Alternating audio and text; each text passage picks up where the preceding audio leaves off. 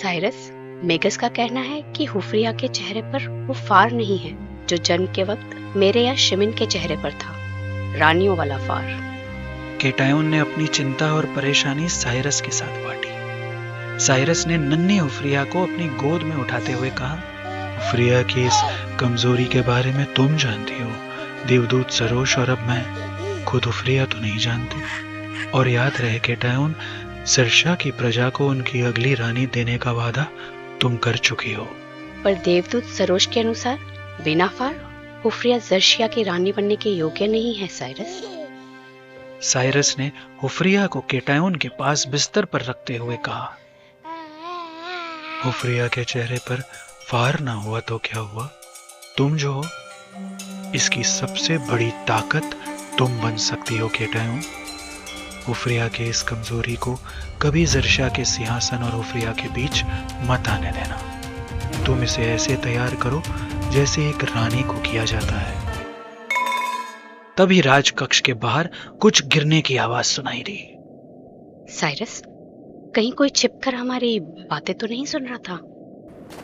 Cyrus ने राजकक्ष के बाहर जाकर देखा और कक्ष में लौटकर केटायोन से कहा, सुराही गिर गई थी, तेज हवाएं चल रही है, लगता है तूफान आने वाला है।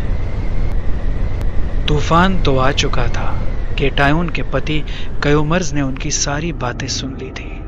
जहां एक तरफ साइरस के कहे अनुसार केटायोन ने हुफ्रिया को बिल्कुल एक रानी की तरह तैयार करने का प्रारंभ किया, वहीं दूसरी तरफ कयोमर्स ने हुफ्रिया के दिल और दिमाग में शिमिन की मौत के बदले की आग को भड़काना। केटायोन को वारिस ना दे सकने की शर्मिंदगी और साइरस से प्रतिशोध की धुन में कयोमर्स स्वयं इतना अंधा हो चुका था कि उसे ये तक नजर नहीं आ रहा था कि उसने ना चाहते हुए भी हुफ्रिया के दिल में प्यार के बदले नफरत भर दी थी। नन्ही 8 वर्ष की हुफ्रिया ने अपने पिता से पूछा, पर पिताजी, अहिरिमानी ने शमीन को छल से क्यों मारा? ऐसा समझ लो हुफ्रिया कि अच्छाई और बुराई की जंग में तुम्हारी बहन शिमिन की बलि चढ़ गई। पर स्मरण रहे कि तुम्हारी माँ को ये कभी ना पता चले कि तुम ये सत्य जानती हो। वो नहीं चाहती कि तुम्हारा हृदय इस बात से दुखे। उस अहिरिमानी से मैं मेरी बहन का बदला लेकर रहूंगी। नन्ही हुफ्रिया की आंखों की मासूमियत क्रोध की ज्वाला में तब्दील होती जा रही थी। जहां एक तरफ अनजाने में कयोमर्स नफरत और बदले की भावना को हुफ्रिया के दिल में भर रहा था, वहीं दूसरी तरफ अहिरमानी अपनी बेटी पेरिका को काली और दानवी विद्या के पाठ पढ़ा रही थी। हमें स्पेंता और माइटी की इस पृथ्वी से अच्छाई को हमेशा हमेशा के लिए मिटा देना है पुत्री पेरिका। 8 साल की नन्ही पेरिका ने पलट कर अहिरमानी को देखा और कहा, मिटा देना है। 10 साल बाद केटायोन की बेटी हुफ्रिया 18 साल की हो चुकी थी। हुफ्रिया के 2 नाकारा निकम्मे 16 वर्षीय छोटे भाई भी थे, शावक और कावस। हुफ्रिया के चेहरे पर फार भले ही ना हो, पर उसमें एक अद्भुत शक्ति थी जिसके कारण वो पशु, पक्षी और जंगली जानवरों से बात कर सकती थी। उसने पशु, पक्षी और जंगली जानवरों की एक सेना तैयार कर ली थी और वहीं दूसरी तरफ पेरिका ने एक दानवी सेना। एक दिन घुड़सवारी करते हुए हुफ्रिया एक ऐसी जगह जा पहुंची जहां हर तरफ कोहरा ही कोहरा था। रुक जाइए राजकुमारी जी, आगे मत जाइए। हुफ्रिया की अंगरक्षक ने उसे आगाह करते हुए रोका। इतना कोहरा, जरूर बहुत ही सुंदर जगह होगी ये। राजकुमारी जी, हमें लौट चलना चाहिए, आगे खतरा हो सकता है। खतरा?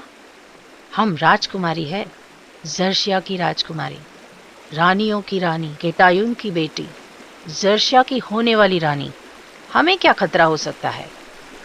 तभी कोहरा छटा और सामने का नजारा साफ साफ नजर आने लगा।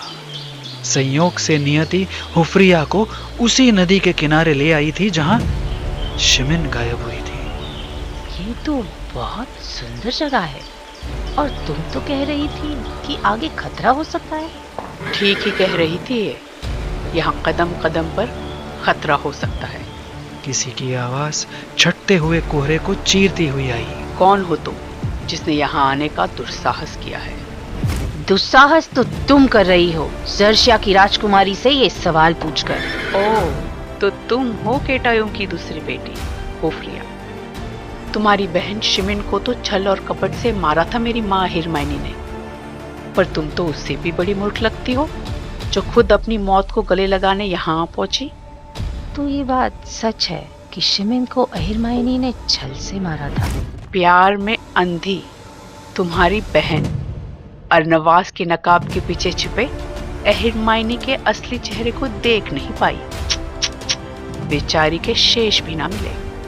अबोध थी शिमिन, प्यार और विश्वास दोनों कर बैठी थी, पर छल और कपट से तो कोई भी विजय पा सकता है। असली विजेता तो वो होता है जो रणभूमि में जीत कर दिखाए। ठीक है, ना कोई छल, ना कपट, ना ही कोई साजिश, सीधे सीधे युद्ध। क्या कहती हो हुफ्रिया? इस पल का तो मुझे कब से इंतजार था। तो समझ लो कि इंतजार खत्म हुआ। हुफ्रिया एक पल के लिए सोच में डूब गई। पेरिका ने उसे लालच देते हुए कहा, हुफ्रिया, अगर तुम मुझे इस युद्ध में मात देने में कामयाब हो गई तो मैं हमेशा हमेशा के लिए दानवी जीवन का त्याग कर अच्छाई का रास्ता अपना लूंगी। तुम्हारी और तुम्हारी माँ की तरह हमेशा हमेशा के लिए स्पेंता अरमाइटी की शरण में आ जाऊंगी, और मेरी माँ अहिरमाइनी फिर कभी जर्शिया की भूमि पर अपने कदम नहीं रखेगी। ये अहिरमाइनी पुत्री पेरिका का वचन है। हमें युद्ध का प्रस्ताव स्वीकार है पेरिका। हुफ्रिया ने हाँ तो कह दी थी, पर क्या इसमें भी पेरिका की कोई चाल थी? क्या अहिरमाइनी की ही तरह पेरिका भी कोई साजिश रच रही थी?